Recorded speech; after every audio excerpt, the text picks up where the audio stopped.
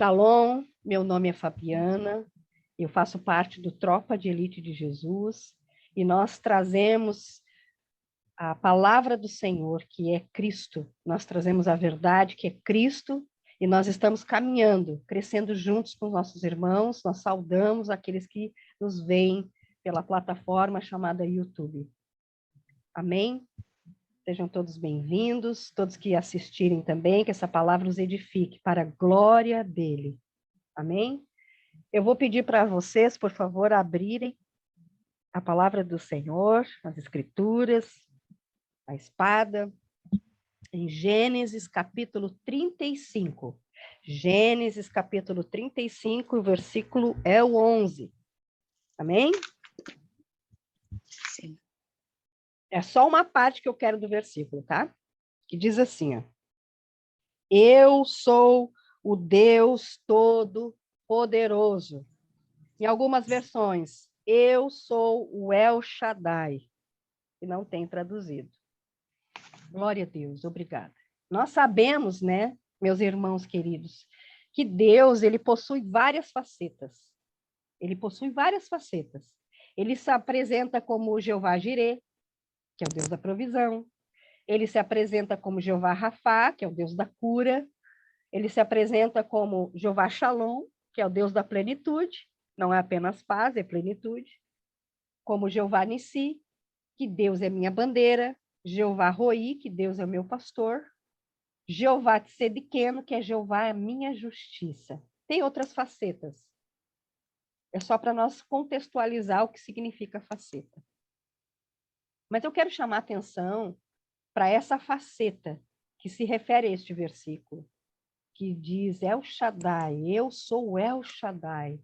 O que quer dizer? Deus Todo-Poderoso. Deus Todo-Poderoso que detém todo o poder, toda a glória, toda a honra, possui todas as chaves, detém os livros, ele sabe o que está escrito nesses livros. E ele sabe o que está escrito nos livros de todos os seus filhos. E ele sabe o que está escrito sobre aqueles que também não o quiseram, que não quiseram entrar na família dele. E sobre essa faceta que nós vamos mergulhar, nós vamos crescer nessa faceta, nós vamos ter entendimento sobre o que isso comunica para mim e para cada uma de vocês. Então, eu quero só trazer para contexto que para cada necessidade de um filho de Deus, existe uma faceta dele. Isso não é diferente dessa faceta do El Shaddai. Não é diferente. Entretanto, há um momento de nossas vidas que essa própria faceta, o El Shaddai, se apresenta para nós. É ele que se apresenta para nós. Assim como ele fez com Jacó. Ele se apresentou para Jacó. Então, quando nós apresentamos uma necessidade que temos, nós nos dirigimos em oração, petições, clamor, súplicas, para uma faceta que se aplica àquela necessidade em específico. Isso é conhecer o nosso Pai. Isso é entender quem Ele é. É entender. É nos apresentar para a faceta correta. Amém? Nós que nos apresentamos para o Pai, somos nós. Nós que vamos até Ele, não é? Nós não vamos até Ele nas nossas orações? Então, exatamente naquilo que precisamos, nós nos apresentamos para Ele. E Ele nos atende, Ele nos ouve, e Ele decide sobre aquele pedido em questão. No entanto, existe a possibilidade do próprio Deus se manifestar. Prestem atenção. Existe a possibilidade do próprio Deus se manifestar e se apresentar para os filhos. Nós percebemos isso quando Deus chama Abraão. Ele se apresenta para ele dizendo assim, ó, sai da tua casa, tá, Abraão? Tá, filho? Sai da tua casa, da tua parentela e vai para um lugar que eu vou te mostrar, porque ele não fazia nem ideia de que lugar era esse. Nessa faceta, ele se apresentou para Abraão como o Senhor. O Senhor. Deus se apresentou a Noé na faceta de criador. Ali em Gênesis 1. Para Moisés, ele se apresentou como o Criador e como o Senhor. Para Josué, ele se apresenta como Senhor. E para Davi, ele se apresenta como Senhor, mas sabe como que Davi chama? Davi chama soberano Deus. Soberano Deus. Vamos aprender com Davi também, gente. No entanto, para Salomão, sabe como que ele se apresenta? Isso está lá em 2 Samuel, capítulo 7, versículo 14, que diz assim: e eu serei dele como um pai, ele será para mim como um filho. Olha que interessante. Ali ele já se apresenta, ele já diz o que ele quer ser para cada um de nós. Porque um pai, gente, guardem isso no coração de vocês, um pai, ele possui todas as facetas que o seu filho precisa. Todas. Vamos trazer para o natural. Um pai, ele ensina, ele dá destino, ele provê, ele cuida, ele brinca. É assim que Deus quer. Deus quer ser um pai. Amém? E também Jesus nos apresenta o Abba, o papaizinho, o papai. O El Shaddai, o que propriamente quer dizer essa faceta? Essa faceta é o Criador. É a parte de Deus que tudo criou, que nos formou nele, que tudo pode em todo tempo, que formou os céus, que os estendeu, formou as águas, estabeleceu o firmamento. Enfim, ele determinou todos os fundamentos do mundo, soprou o espírito dos homens. E apesar de não entendermos totalmente o que essa faceta representa, nosso Deus e Pai, ele mesmo, o El Shaddai, o Todo-Poderoso, ele se apresenta para cada um de nós em dado momento de nossa vida para o quê? Para se apresentar como eu sei o teu propósito, eu sei o que tu nasceu para fazer e eu venho te contar. Eu quero te contar isso. Ele se apresenta quando nós já estamos no caminho, quando nós estamos fazendo algo.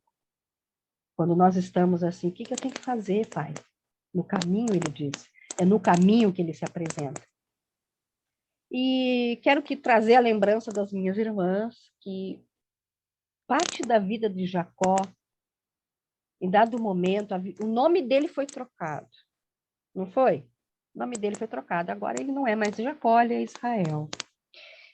E quando isso aconteceu? No momento que ele lutou com um anjo, em Peniel. No momento que a touca dele foi tocada pelo anjo. Queridas e queridos, ninguém sai ileso de um verdadeiro encontro com o Pai. Ninguém. Ninguém. Ele marca a nossa vida. Ele marca a nossa história. Jamais seremos os mesmos depois de um verdadeiro encontro com Deus. E quando nós temos esse encontro com o Senhor, nós somos desmascarados. Entenderam? E Jacó foi desmascarado. E ele recebeu um novo nome. Ele não nos desmascara porque ele quer nos envergonhar. Ele nos desmascara porque quer entregar um novo nome. O nome de Israel foi dado para Jacó. Qual o nome que ele deu para vocês?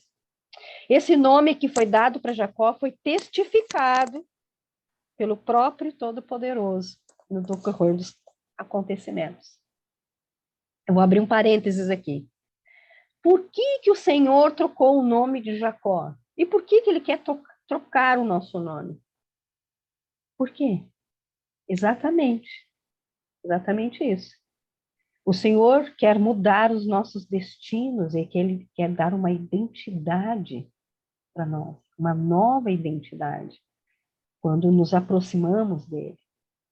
Uma vida de destruição é trocada por uma vida de bênçãos, uma vida de favor de Deus, uma vida de plenitude de Cristo. Plenitude significa Cristo. Jacó era até aquele momento um fugitivo, um filho que enganou o pai, usurpou a primogenitura do seu irmão.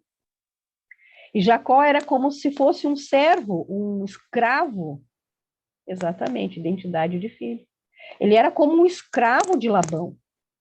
No entanto, o que aconteceu? Jacó perseverou. Guardem essas palavras. Jacó perseverou. Ele seguiu em frente. Ele não ficou estagnado. Ele continuou. E no momento quando esteve com Labão, ele fazia aquilo que era para ele fazer, porque é aquela condição que ele estava naquele momento. E Jacó, ele teve que trabalhar 14 anos por causa de Raquel. 14 anos. Mas, queridos, esse não foi os planos de Deus para Jacó. Isso não foi os planos de Deus para Jacó, assim como não foi os planos de Deus para nós enquanto nós estávamos escravizados do pecado. E por essa razão, Deus mudou o destino desse homem. E os planos de Deus, a nosso respeito, são muito maiores do que pensamos, do que imaginamos. São pensamentos de paz e não de mal. São pensamentos para nos fazer prosperar em tudo. Então, quem era você até ter um encontro com Deus? Quem era você? O que você escondia atrás das máscaras? Você não é mais a mesma pessoa. Quando você tem um encontro com Deus, você não é mais aquela pessoa. Não somos mais os mesmos depois de termos um encontro com o nosso amado. A nossa identidade de fugitivos, porque estávamos fugitivos, estávamos errantes, é arrancada. E somos agora filhos. Nós somos filhos. Assim como aconteceu com Jacó, que seu corpo físico demonstrou o encontro que ele teve. Ele fugia, então o que aconteceu? Deus tocou na sua coxa. Deus imprime a sua marca em cada um de nós. Deus troca o nosso DNA. Deus troca o nosso destino. Até Deus nos tocar, nós éramos o quê? Mandões, manipuladores, brigões, rebeldes, não nos submetíamos, éramos reclamões. Quem nós éramos? Jacó teve um caminho para percorrer até chegar neste tempo. Jacó teve um caminho para percorrer até chegar esse tempo. E Jacó conhecia Deus já. Quando ele fugia, ele teve um encontro com Deus. Então, o que isso significa para nós? Que nós também temos conhecimento de quem Deus é, mas também temos um caminho a trilhar, até de fato termos esse encontro. Exatamente. Então, Jacó teve um caminho para percorrer até chegar esse momento, onde Deus se apresentou para ele na faceta de Deus Todo-Poderoso, do El Shaddai. El Shaddai. Jacó teve que voltar. Veja só, ele teve que voltar. Ele teve que fazer a sua techuvá, o seu caminho de retorno, dar nós nas pontas soltas. Jacó teve que arrumar a bagunça na mesa, tirar o que era desnecessário e colocar em prática o que de fato importa. Jacó teve que fazer isso. E isso significa o quê? Aquilo que aponta para a eternidade. Jacó decidiu voltar para um lugar que Deus separou para ele. Mas, no entanto, Jacó teria que parar de fugir. Ele tinha que parar. Ele tinha que parar de se esconder. Ele tinha que parar de ser escravo. Por essa razão que Deus permitiu que Labão o alcançasse, para que o caráter de Jacó fosse consertado. Jacó teve que solucionar as questões com seu irmão. Para resolver isso, o que ele fez? Ele presenteou Esaú em 3 frações. Não foi mesmo? Ele enviou 3 comitivas de presentes. 2 se referiam ao direito que ele tinha de ter em dobro a herança. E se referia à primogenitura. E uma 3ª fração se tratava de uma oferta de paz. Ele queria paz com seu irmão. Ele queria paz com o passado dele. Ele queria resolver o passado. Ele não queria mais fazer parte daquilo, aquilo não era mais ele não habitava mais naquele espaço, naquele tempo, naquele ciclo. Ele teve que resolver aquela questão.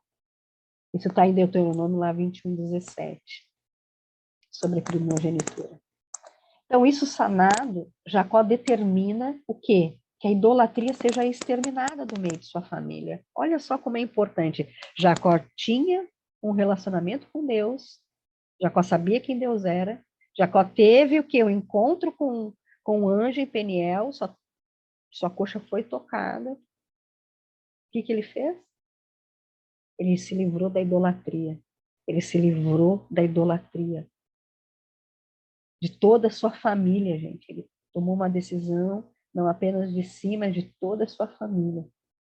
E o que mais aconteceu? Eles trocaram as suas vestes. Isso tem a ver com obras. Então, até um determinado ponto da nossa caminhada com o Senhor, nós fazemos algo. E a partir daquele ponto, o Senhor nos mostra efetivamente o que nós temos para fazer. Que pode ser semelhante, sim, ao que estávamos fazendo, mas nós vamos ter entendimento, real entendimento. As obras têm a ver com o que fazemos. Até então, Jacó estava como servo, como escravo de Labão. No entanto, ele não seria mais isso. Ele não seria mais um escravo. Logo após isso, Jacó, o que ele faz? Ele edifica um altar para Deus. Deus está comunicando algo. Altar, ele quer que nós levantemos um altar. O que é levantar um altar, gente? O que é levantar um altar? É ter a plena consciência de quem Deus é na nossa vida. E a gente não fazer absolutamente nada sem a vontade de Deus, sem a decisão dele para as nossas vidas. É proclamar as Escrituras, é profetizar, é ser intencional, é ser sóbrio. Também pode dar um glória a Deus e aleluia no meio disso. Mas isso é levantar um altar. É ter consciência, é aumentar o nível de consciência de quem somos. E quando nós aumentamos o nível dessa consciência, a gente para de fazer as coisinhas tolas que fazíamos. A gente para. Porque quando nós temos um real encontro com o nosso amado, o pecado é resolvido. É um acidente o pecado só. E nosso trabalho, o que é? Buscar as coisas do alto. Isso é levantar um altar para Deus. Então, depois de tudo resolvido, agora, né, Jacó está sem máscaras, totalmente rendido, totalmente posicionado em Deus, sem rebeldia, sem fuga, sem ter onde se esconder mais, porque tudo, Deus tirou tudo, Deus fez um limpa na vida dele. Ele não tinha mais cantinho. Ele estava nu diante de Deus, no sentido de não ter mais nada para esconder. Então, meus irmãos, o Todo-Poderoso se apresenta para Jacó e muda o seu destino. Ele muda o destino de Jacó. Conta para ele quem ele é de verdade. E também o chama de Israel, dizendo para ser fecundo e multiplicar-se, pois uma multidão de nações e reis procederiam dele. Gente, isso aqui é tremendo. Isso aqui é tremendo. Jacó teve um encontro face a face com o El Shaddai. E foi o próprio El Shaddai que se apresentou para ele. Ele nem tinha conhecimento de quem era ele, de quem era o El Shaddai. Ele se apresentou, porque todas as questões de Jacó haviam sido solucionadas, resolvidas. Resolvam as suas questões. Resolvam. Não fiquem presas no passado. O Senhor fez vocês novas criaturas. Resolvam, perdoem, resolvam. Vocês não são mais aquelas pessoas que estavam no passado. Peçam perdão. Vão atrás daqueles que ficou mal acabada a história. Resolvam isso. Resolvam isso. Eu pergunto agora, eu estou quase encerrando. O Todo-Poderoso já se apresentou para você? Ele já se apresentou? Que bagunça ainda precisa ser arrumada? Do que você está fugindo? Ainda tem alguma idolatria para ser destruída? Ainda está fazendo algo que não é mais para você fazer? Quando o Todo-Poderoso aparece para nós, É porque resolvemos as nossas pendências. Não estamos mais mergulhados na mentira do uso das máscaras. Não somos mais orgulhosos. Nós efetivamente nos submetemos e nos deleitamos no nosso Senhor. Nós nos deleitamos nele. O que é deleitar no Senhor? Ainda que tudo esteja terrível, nós confiamos no Senhor e sabemos que ele tudo pode. Ele tudo pode. É olhar e entender que nós não estamos presas nesse ciclo de tribulações. Isso vai passar. Isso vai passar. Não se faz uma boa árvore com raízes profundas sem vento. Não tem maneira. Nós precisamos ter, sim, um espírito inabalável. E como que isso acontece? Davi disse isso depois de ter acontecido o quê? Ele ter praticado um pecado terrível, sujeito a ser apedrejado. E ele foi diante do pai dele, de Deus, e disse: crie em mim um coração puro e renova em mim um espírito inabalável. Aquilo para ele foi terrível, porque ele viu que ele tinha pecado contra o Senhor. Ele tomou consciência daquilo. Mas para termos um espírito inabalável, o Senhor tem que ter nos forjado. E o Espírito Santo me traz à memória agora que ele faz isso também antes de nós o conhecermos. Quando a situação é bem crítica, como foi no meu caso, ele me quebrou antes. Claro que ele me quebra um pouco a cada dia, mas ele me quebrou mesmo antes de conhecê-lo, para tornar o meu espírito inabalável. Então eu pergunto, novamente, o El Shaddai já se apresentou para você? Quando ele se apresenta para nós, nós recebemos um novo destino profético. Deixamos definitivamente a velha criatura para trás e passamos a fazer exatamente o que nós nascemos para fazer. Eu estou encerrando com essa pergunta. O El Shaddai já se apresentou para você? Amém. Era isso que o Espírito Santo colocou no meu coração. Em nome de Jesus.